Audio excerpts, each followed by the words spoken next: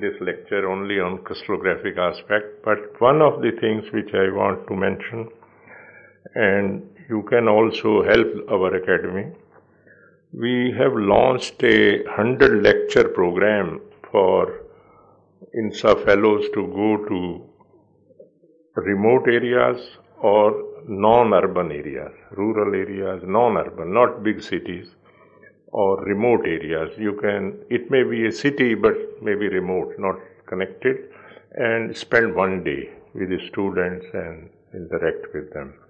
So I would also request Professor Pillai and his colleagues to give suggestions where we have several fellows from this place, including immediate past President Professor Vidyan, who I know is very actively involved with many things. So now I come to something which I love. I have learned, I shifted from solid state physics to X-ray diffraction because we wanted to understand physics of materials. So I share with you. I'll say, because this is celebration of 100 years of discovery of X-ray diffraction, I'll give some historical perspective, a little bit of personal tinge will be there. Then fundamentals, particularly if you have to work at high resolution, and then some applications of high resolution diffraction, and in the end, if time permits, a slide or two on something with which I am now worried or connected or spending my time, that is reflection of X-rays at high resolution. I had the privilege of having many very good students. In this talk, the work I will be represented will be partly one or two or many activities, both within NPL, outside NPL. I put the name of always Professor Verma, whose association I enjoyed greatly, learned a lot from him, and he not only a very outstanding scientist, but also an amazing person with very high ethical standards.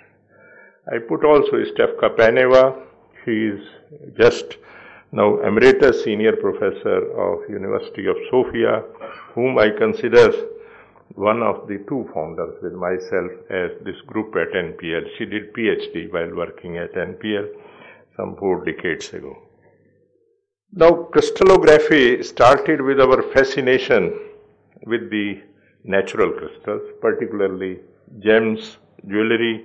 On this I don't have to give, I can give a lecture, whole lecture, but this is what attracted men to begin with. Then when we looked at the natural crystals, particularly diamond, the most amazing thing was that even if you are inside a mine, you look at the flat surface, you see, and if you measure this angle, it's amazing. It's not done in a laboratory with great care, but this is something fascinated people. But before I proceed further, because I have mentioned diamonds, I must also tell what is the largest diamond known to man. This is one Mr. Cullinan about 100 years ago. He found it in South Africa. We generally say it's about 3,000 carats, 3,106. So about 600 grams. Now it has been little bit divided. The British are experts in that. They also disturbed the Kohinoor, which I will show you. But it is now divided into 2 or 3 parts, and it is in the possession of Royal House of Britain. So is Kohinoor, which was about 109 carats. It also pains you. I have once seen in the exhibition in Tower in London. It was there. Now, this is what I start with is, it's the most coveted gem, but it is also one of our major contributions to world science. This diamond is a contribution of Indian civilization. I am not saying merely because I am president of INSA or a physicist and Indian and so on. This is any book of mineralogy or geology you take, this is known. But many lectures abroad, people are more worried about what I want to show you. What are the references? What are the references where it is mentioned? I show you 2 only. One from the Valmiki Ramayana, perhaps the earliest epic written in Sanskrit. It is towards the end, after Lord Rama returns to Ayodhya. Then he wants to show his gratitude to his Vanar commanders. And eva muktava tado debhyo bhushnani yatharhat. Like that, the hero among men, presented to them according to their respective status several pieces of jewelry and precious diamonds and embraced them. It's precious. It was not very common at that time. And I have many others, but in the end, very close to our time, and this I found all Japanese book, wherever it is, Dhampal, is one of the sacred texts of Buddhists, like Gita, roughly the same size. And one of the chapters deals with ego, which is very basic problem today in India also. It stays not at the time of Buddha, but even now. So he said, Attanava katam papam, etc. The evil done by, this is a typical Buddha.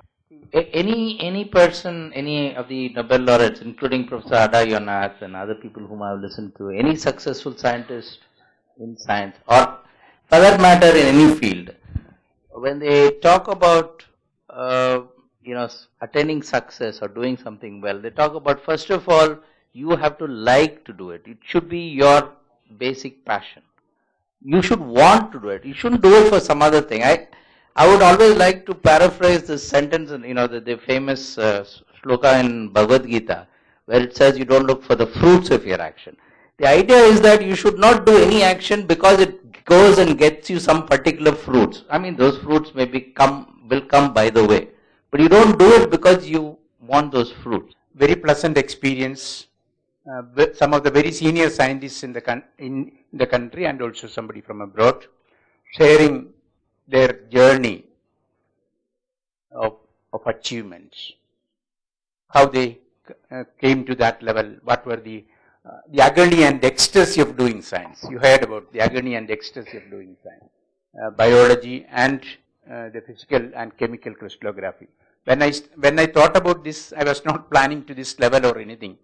Just thought of having some sort of a fun activity to commemorate 100 years of crystallography and 50 years of Ramachandran plot.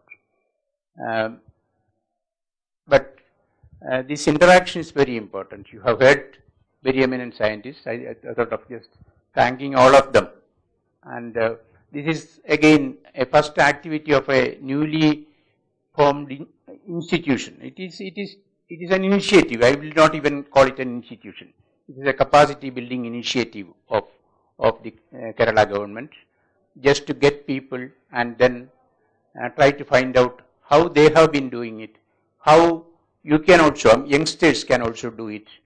This, of course, we want 70% students we wanted in all our activities. This time, of course, the number of students were less, but we would like to target the bright the postgraduate students in science in the colleges, specifically in the postgraduate colleges, and also university departments, and then those who are doing research also in Kerala.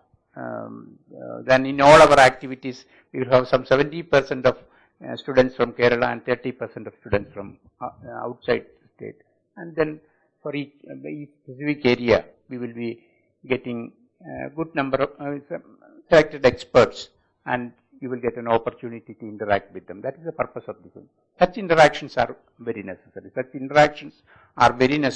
And individual research groups, they may be doing their own activities, but it is very important that we should get together and then share our expertise and share our the challenges, and we are providing a venue for this.